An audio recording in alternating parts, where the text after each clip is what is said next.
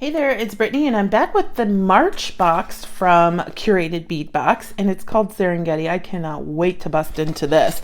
So their box is $20 a month, including shipping. You get everything here on the box, and then they have codes for their corresponding sister site, which is dollarbead.com. And then they also come with a finding starter kit. Some bead sizes and types may vary due to availability. If you want to subscribe, you can save 35% off your first box by using coupon code TURQST35 at curatedbeadbox.com. So there is this March Curated Beadbox competition, and you can enter to win by submitting a photo of your creation from the beads in the box to sales at curatedbeadbox.com for a chance to win. Latest time you can submit that is 3/31. You're going to get a prize for the top 6 submissions, which is a $1 bead bundle, 15 strings of beads, and a starter finding kit. The winners are going to be announced on April 1st, and your creation will be presented with your name in the weekly newsletter. That's exciting. So if you're interested, follow those instructions and enter. The findings kit this month is silver. So you get some clasps, jump rings, ear wires, head pins, crimp beads, some memory wire, some elastic cord, and I think that, beading wire. So it's quite a few things in there to make quite a few pieces of jewelry. All right, we have some 12 millimeter copper glass pearl beads. It's an 8-inch string. Those are really pretty. It's a cool color. It's almost, I wouldn't call it copper. I would call it like rose goldy, because it's not as stark, I would think, as copper. We have 10 millimeter brown marble style glass beads on an 8-inch string. We have 8 millimeter copper glass pearl beads, 16-inch string. So yeah, the first one was copper, but these are also copper, and they're two completely different colors. This one's more pink. It could be that mine was replaced, but I don't think it was. Then we have 6 millimeter sandy brown marble style glass beads, 16-inch string. These are really cool. I would actually love to use these with some African beads. Actually, I'm loving this color palette. I might insert some African beads from my stash into this project, whatever I decide to make. Then we have some 8 millimeter green aventurine stone beads. Some 8 millimeter gray brown gemstone beads, 7 to 8-inch string. We have 6 millimeter silver brass spacer beads, approximately 40 beads. We have a 6 millimeter strand apple green marble style glass beads. These are bright. I love them. 16-inch string. Those are fun. We have a lot of the same. It's interesting when they do this. They have a lot of the same style beads in one box, but I think there's a good mix once we get the stone in there and the 2 pearls. Then we have a 16 by 12 millimeter green semi-opaque oval glass bead, 8 beads. Those are neat. I like that shape, and these are actually reminiscent of the aventurine beads, just a little brighter. Then we have a approximately 1 ounce mix of jungle designer glass beads. So I'm seeing a lot of this yellow glass. We've got some brown. You know what? I do really like these rounds, these drucks. We've got a crystal, and then we've got a carved aventurine flower.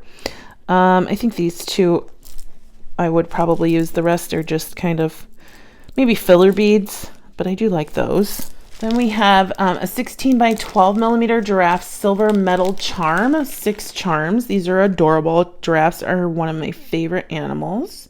I have a couple that I've put throughout my home. So these, not real ones, obviously, but these are super cute. I don't have a giraffe shaped charm like that. These would be cute if we painted them too. And then last but certainly not least, I have a 46 by 54 millimeter elephant face silver metal pendant. And that is so cool. I kind of want to make a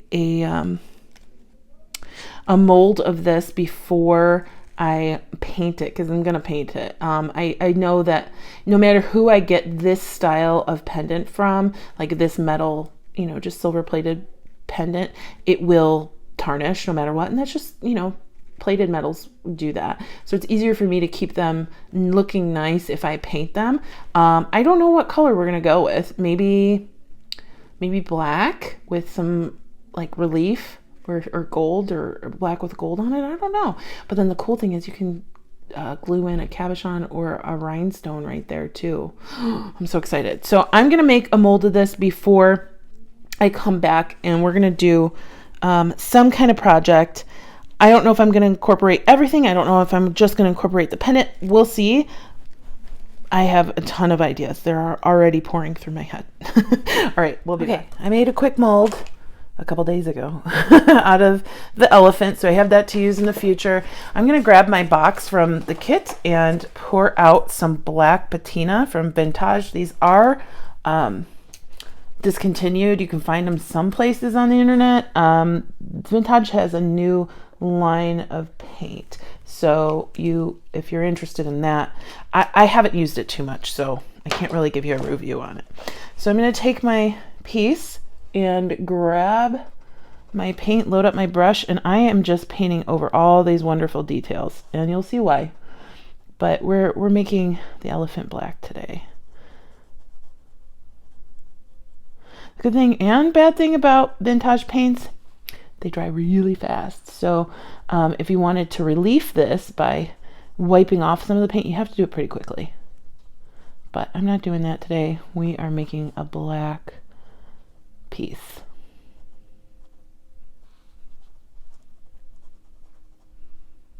And we might need a couple coats because I can see some of that silver popping through, but you know what? I don't even know that I mind that much.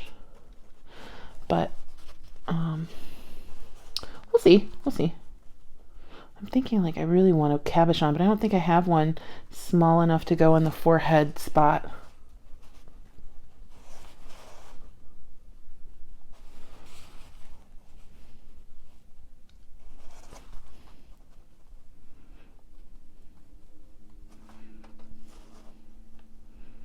Oops.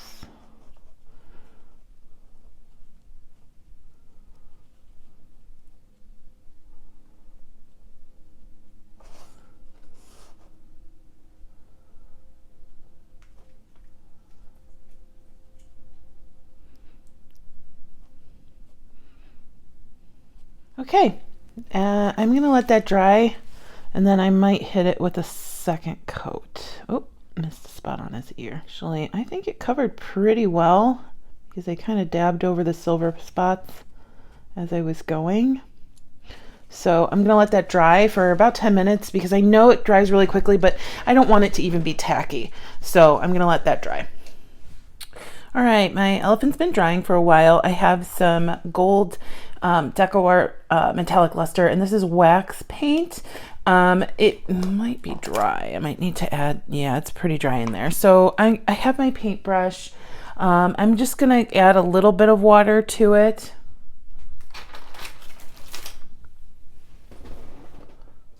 Not a whole lot to reactivate it.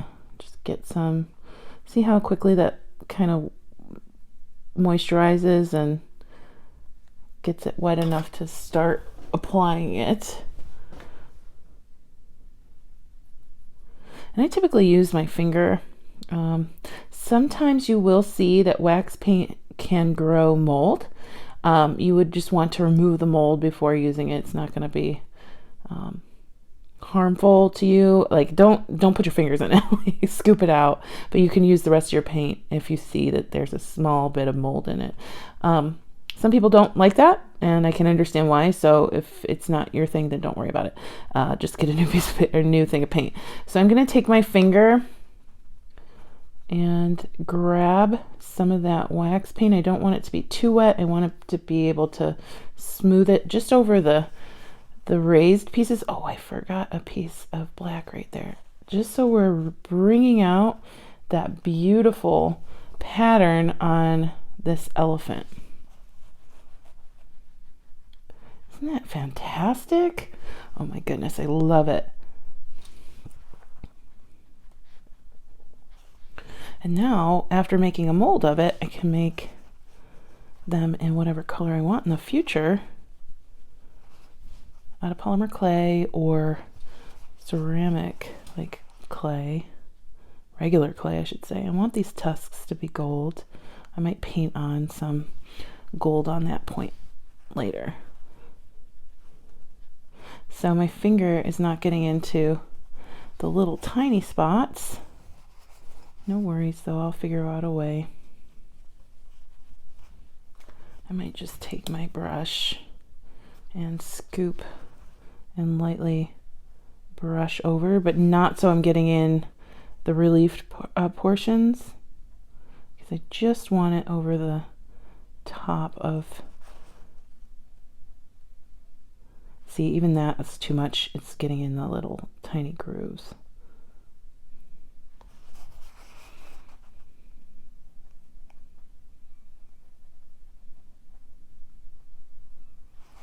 So do as much or as little as you'd like.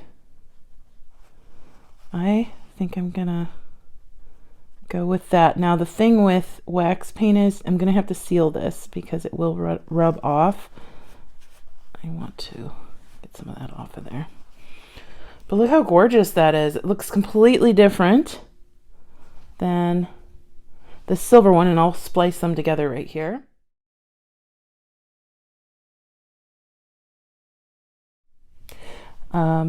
Yeah, I can't believe just a little bit of paint elevated that elephant quite a bit.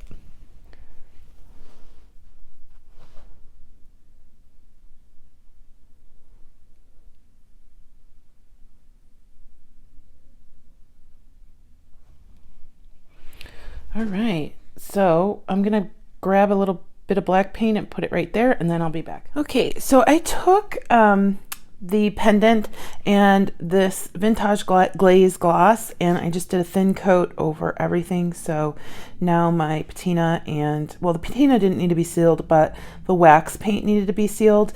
And it's just, I was looking in my stash for a cabochon to put inside that little piece right there. I didn't find one that would fit. I don't have a lot of cabochons. Now that I needed one and I couldn't find one, that might change. But I found this little flower, and I think that would be really cute up there. So what we're gonna do is cut off the connector pieces.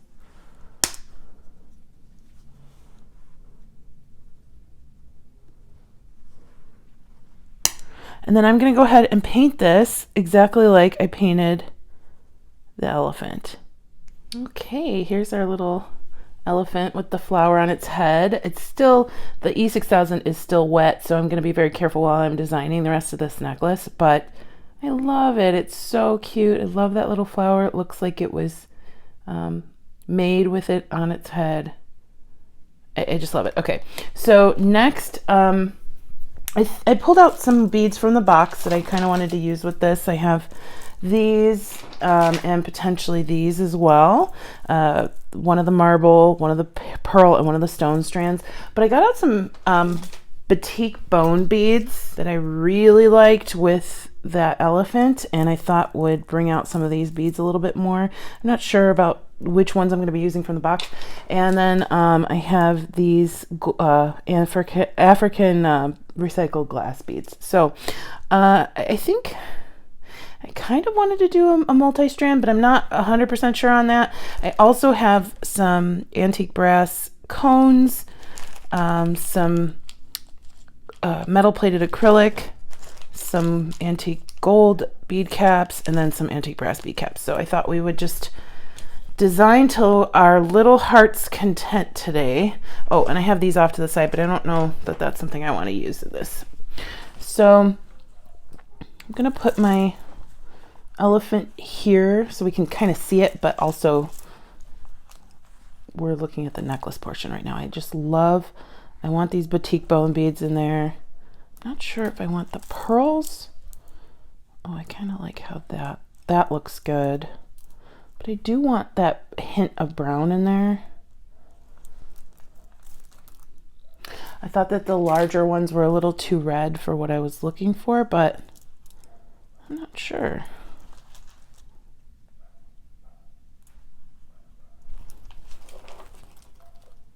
Yeah, that's too red. I think I'm going to go with the stone beads from the box and these gray beads and these batik bone beads. We will save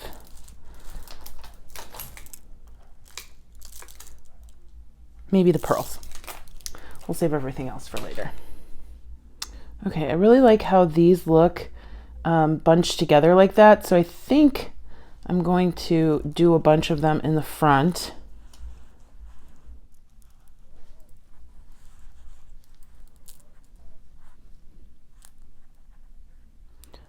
Actually,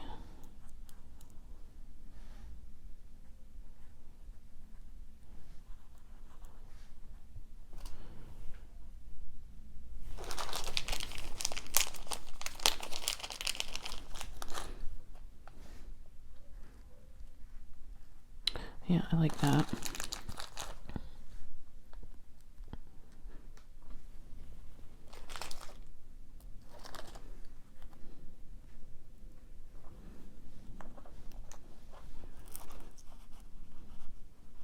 I don't really know what kind of stringing wire I want to use. I don't know if, or stringing material, I should say. I don't know if I want to use the wire that's in the kit or some more natural fiber. Thinking wire is probably a better idea though. I think I'm going to leave out the pearls and just stick with the stone beads and the African glass and the acrylic or metal plated acrylic.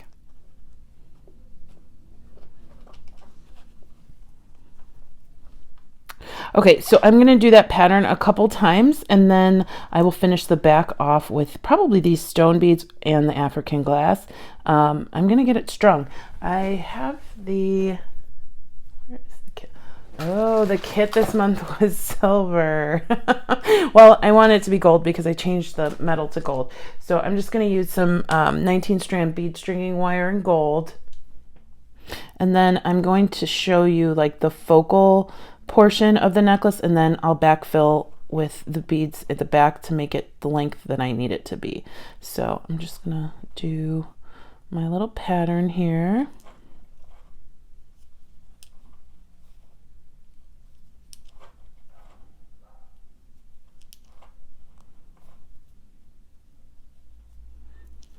So that's our little pattern with the stone and the African glass, and then I'll add on the rest of the beads.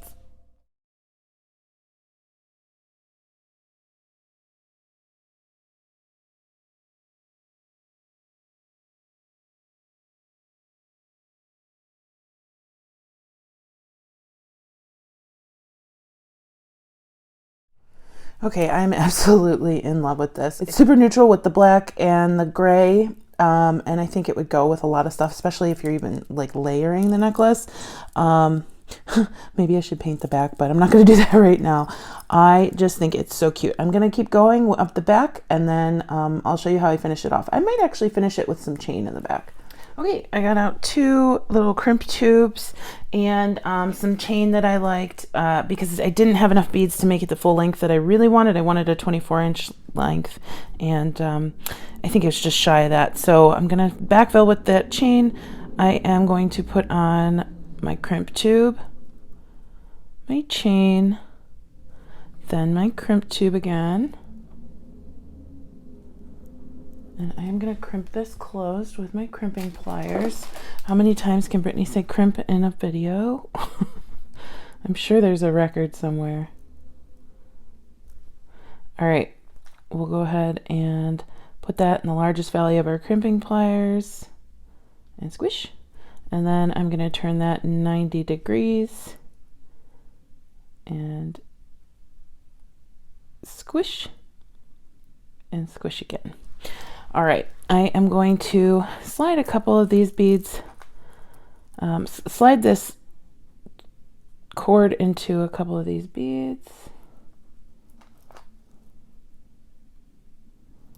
and then move everything down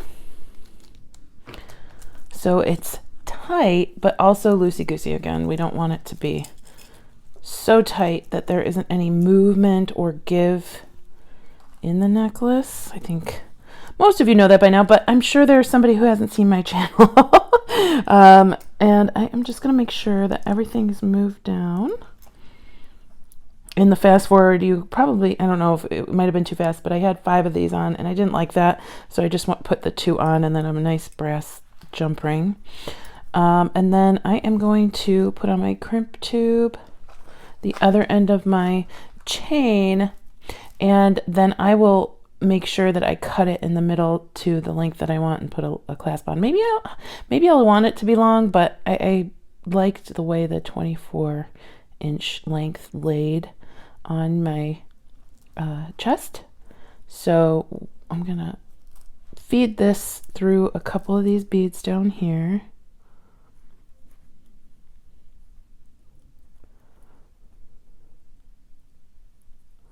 And then we'll just pull for leverage. Hold the chain at the back. Make sure everything's down. And keep pulling until it's pretty tight. Looking good. Oh, it's too tight. There we go. You're gonna have some give, but we don't want it to where there are huge gaps in the necklace. And I don't have any huge gaps. So I'm going to take my crimping pliers and do the exact same thing I did on the other side. Squish. And squish. I love saying squish. And then we're going to just trim our wire. Yep, I did have some sticking out down here. Now I thread down through my beads with my beading wire for multiple reasons. The main reason is in case I mess up and I don't have to restring everything. There's some tail left, but you can cut it at the crimp bead. I don't like how that looks ever, and I only do it if I need to, and most of the time I'll put a crimp cover on it if I do that. The other thing is when I pull down through on the second side, it helps me get leverage, and it's just an easier process. I'm in love with this necklace. So I'm just so excited that, this was such a cool pendant when it came from Curated Beadbox, but we elevated it with just some paint. Okay, so if you're not a big fan of something, change the color, change it up, add a flower to it, because now we've elevated the pendant and the beads that came in the kit. I'm a big fan of using your stash with bead kits, because using these beads together would have been great, but now it's extra special because it's got some of my stash in there too. I'm going to try this on and see if that's the length I want to keep it, or if I'm just going to change it to 24 inches. I'm actually going to keep it this length. I was just about to cut it, and then I was like, let's go look in the mirror, and I liked how long it was. It's a perfect length. So I don't know how long it is, maybe 36 inches, but I'm really excited about it. So again, if you wanted to subscribe to Curated Beadbox and save 35% off of your first box, use the link in the description box below and use coupon code TURQST35 at curatedbeadbox.com. Let me know what your favorite part of the box was and if you liked the necklace. I hope you have a fantastic day. Stay tuned for Goldie. She's super cute. Bye-bye.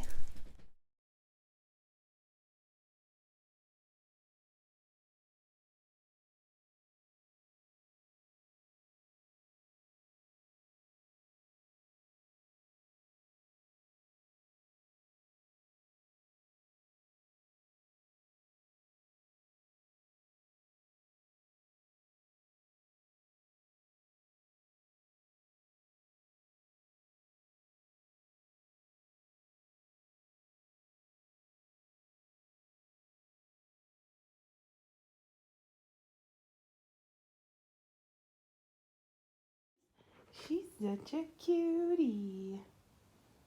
Oh my gosh. Look at those teeth.